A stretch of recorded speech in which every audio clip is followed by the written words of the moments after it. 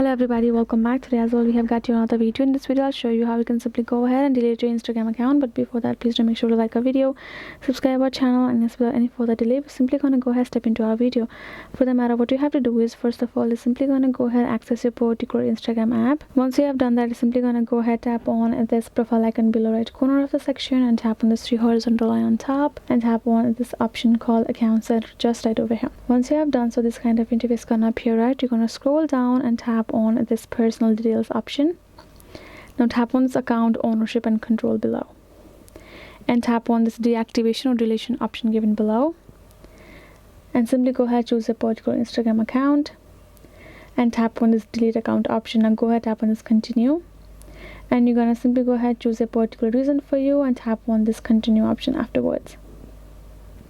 And here in the section it's gonna ask you about the continue option. You can see create a password before deleting this account, etc.